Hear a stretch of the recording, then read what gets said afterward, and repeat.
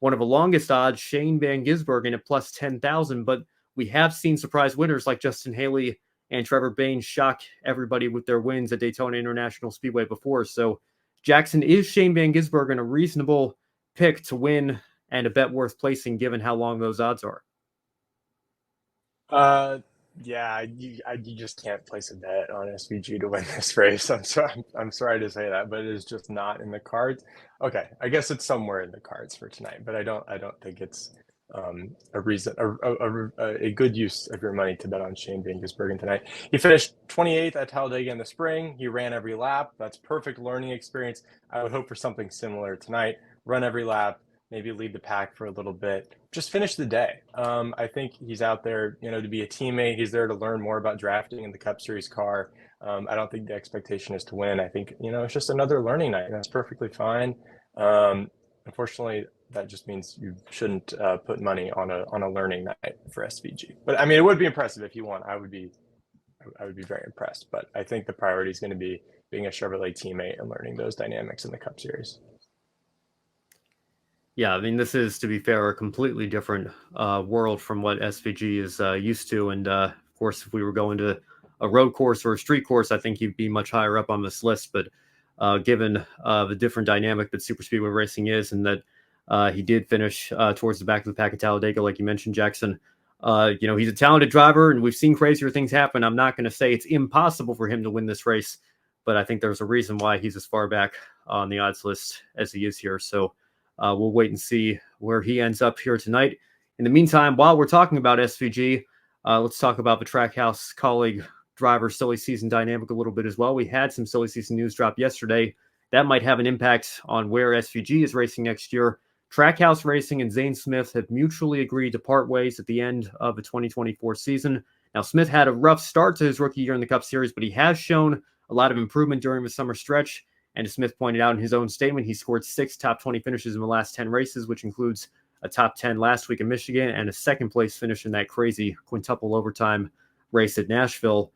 Now, Trackhouse is expected to announce their 2025 driver lineup tonight at 5 p.m. Eastern time at Daytona. SVG is expected to drive for Trackhouse full-time in the Cup Series next year. Those rumors have been heavily circulating for a while. So, Jackson, when you look at the number of seats available at Trackhouse and how many drivers they had under contract, you could maybe say Zane Smith is kind of the odd man out, but it did seem like they were firmly committed to him long-term when they signed him last year. So are they making a mistake potentially by letting him walk? And for Zane as an individual on a driver level, has he proven in recent weeks that he does belong here in the Cup Series?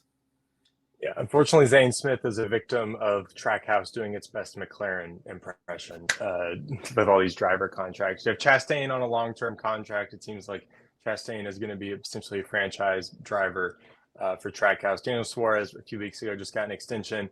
Shane van Gisbergen at the ready to come to the Cup Series and drive a Trackhouse car, and you even have Connor Zilisch coming up through the pipeline for Trackhouse.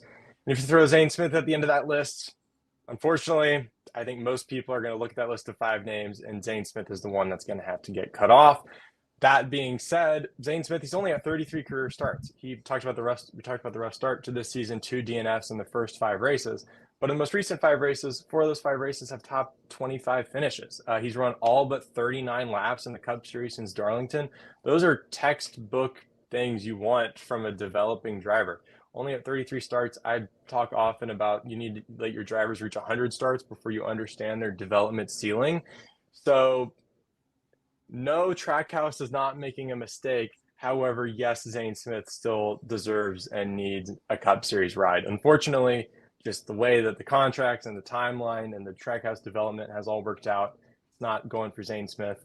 It's kind of crazy. One of these things you can butterfly effect all the way back to Chicago. Like if the rain falls a different way or the race gets called at a different time and SVG doesn't win that race, like Zane Smith might be going to Trackhouse proper. It's just crazy to think about how that one day could now have it's rippling out through the Cup Series.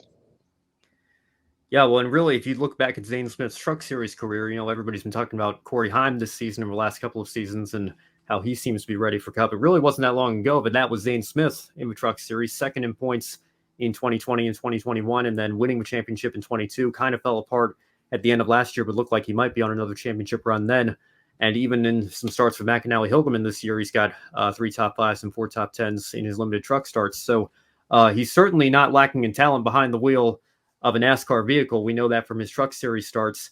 But again, like you mentioned, Jackson, I think, and like I talked about with Kimi Antonelli earlier in the show, we need to give young drivers a certain number of starts before we, cast our opinions on them too strongly and what their long-term potential might be. So I agree with you that I think Trackhouse simply had a matter of too many drivers and not enough open seats. And Zilich is obviously one of the top-rated prospects as well. So it's an understandable move that they've made here. But at the same time, I would hope that Zane Smith can land on his feet somewhere, if not in the Cup Series, maybe kind of go down the John Hunter Nemechek route, go back to trucks or Xfinity for a year or two, and only further establish his credibility down there so that there's really no excuse for a Cup team not to call him up and give him a seat maybe in 2026 or beyond then. We'll see.